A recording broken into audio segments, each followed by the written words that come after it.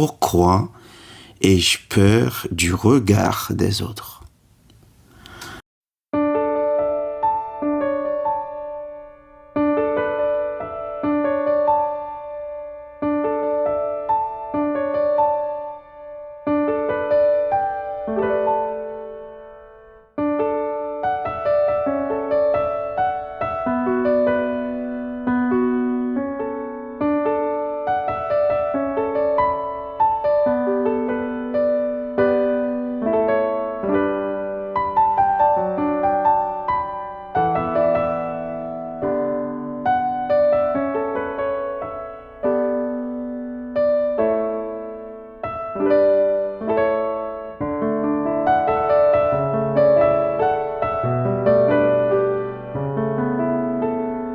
Mes chers amis, bonjour, bonsoir. Dépendamment de votre heure d'écoute, bienvenue sur la chaîne de Dieu dans ma vie. Dans ce numéro 3 de la rubrique Méditation et prière, et à une semaine de la grande fête et des grands achats de Noël, nous abordons un sujet qui nous touche tous et donc qui nous concerne tous et chacun. Il s'agit bien du regard des autres. Pourquoi ai-je peur du regard des autres? Un sage un jour a dit: nous avons tous un petit tribunal dans la tête. Et c'est pour cette raison, dans tout ce que nous faisons, nous nous interrogeons souvent sur ce que les autres vont penser. À bien regarder, tout un tas de peurs, de craintes, de besoins se cachent très souvent derrière la peur du regard des autres. Il y a la peur d'être rejeté, la peur du jugement d'autrui, mais il y a aussi le besoin d'être aimé, d'être validé par les autres. Il y a aussi le manque de confiance en soi, l'oubli de sa propre valeur, le besoin de reconnaissance, le besoin d'être accepté. Bref, tu peux être la personne la plus bienveillante du monde. Cependant, la peur du regard des autres te suit comme une ombre et finit par t'emprisonner.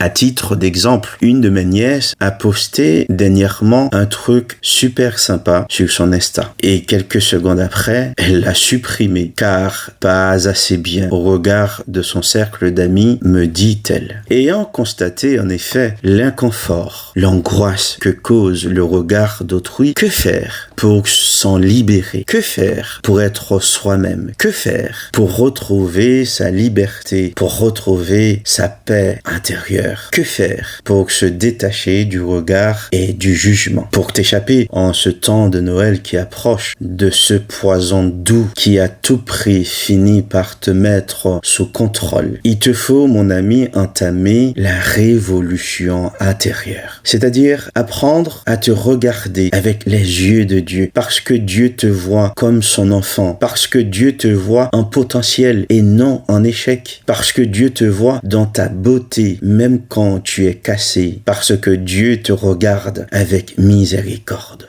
Tandis que le monde te dit: prouve-moi ce que tu vaux, prouve-moi que tu vaux quelque chose. Dieu lui-même te dit: tu as de la valeur à mes yeux et je t'aime.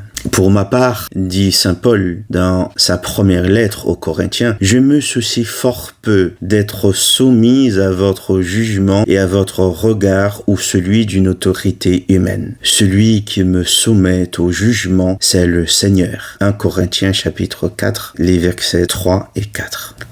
Prenons un moment ensemble pour prier, pour demander la force de surmonter le regard d'autrui.